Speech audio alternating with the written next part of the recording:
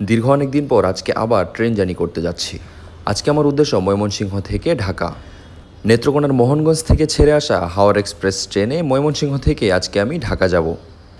আর Mymensingh junction থেকে আমার যাত্রাটি শুরু হবে।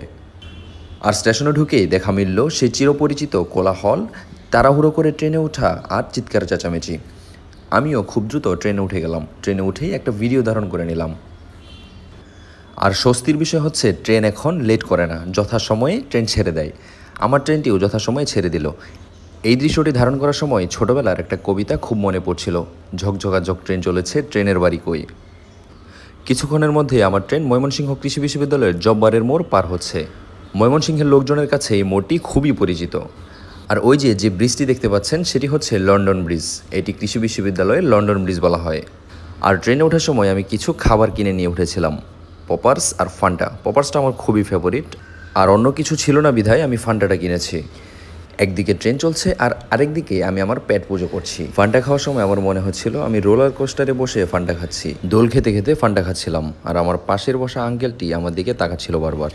আর এই হচ্ছে ট্রেনের ভিতরে দৃশ্য, উপরে ব্যাগ আর ব্যাগ।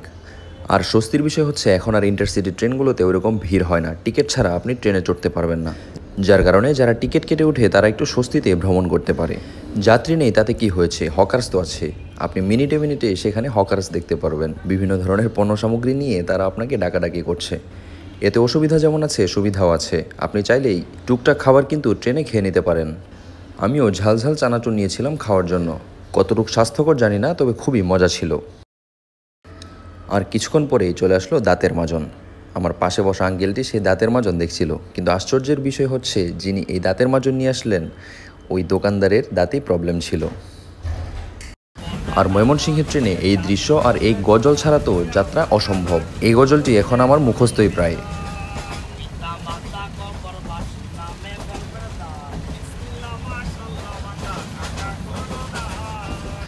আর এবার একটা খুব আশ্চর্যজনক ইনফরমেশন দিই। আমরা বাংলাদেশে যে ট্রেনগুলোতে এবং বগিগুলোতে চড়ি, সেই বগিগুলো কিন্তু অনেক আগে মেয়াদ শেষ হয়ে গিয়েছে, যার কারণেই এত শব্দ আর এত ঝাঁকি লাগে। যদিও এখন নতুন ইঞ্জিন এবং নতুন বগি বাংলাদেশে নিয়ে আসা হচ্ছে। পাশে যে ট্রেনটা ক্রস করছি, এই ট্রেনটা বাংলাদেশে নতুন। এটার ইঞ্জিনও নতুন এবং বগিগুলোও নতুন। এগুলোতে মোটামুটি ঝাঁকি একটু কম লাগে। ট্রেন জার্নির সময় সাধারণত আমি বই পড়ি, কিন্তু এবার বই আনতে ভুলে গিয়েছিলাম, যার কারণে আমি একটা পেপার কিনে পেপার পড়তে শুরু করলাম। এমনও ইতিহাস আছে, এক ট্রেন জার্নিতে আমার এক বই পড়া শেষ হয়ে গিয়েছিল। কথা বলতে বলতেই চলে আসলাম শ্রীপুর ভাওয়ালগড়। এখানে ট্রেন জার্নি করার সময় মনে হচ্ছিল সবুজের বুক চিরে আমার ট্রেনটি চলে যাচ্ছে সেই গভীর অরণ্যে।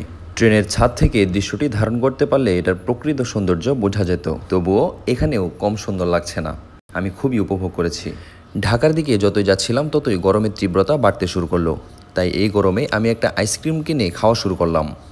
হঠাৎ করে ট্রেন কর্তৃপক্ষ খুবই একটা ভালো গান প্লে করলো। আমি সেটি ধারণ করার চেষ্টা করলাম।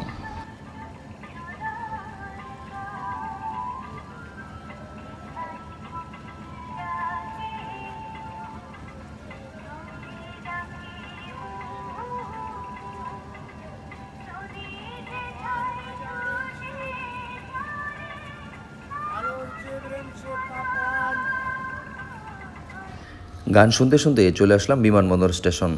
আর ময়মনসিংহের অধিকাংশ লোকে কিন্তু বিমানবন্দর স্টেশনে নেমে যায়, কিন্তু আমি এখানে নামলাম না। আমি নামবো কমলাপুর স্টেশন। কমলাপুর স্টেশন থেকে আমার বাসায় যেতে কিছুটা সহজ হবে, তাই আমি কমলাপুরের উদ্দেশ্যেই ট্রেনে বসে থাকলাম। আর এই অসাধারণ স্টেশনটি হচ্ছে ঢাকা ক্যান্টনমেন্ট স্টেশন, কিন্তু এখানে সব ট্রেন থামায় না।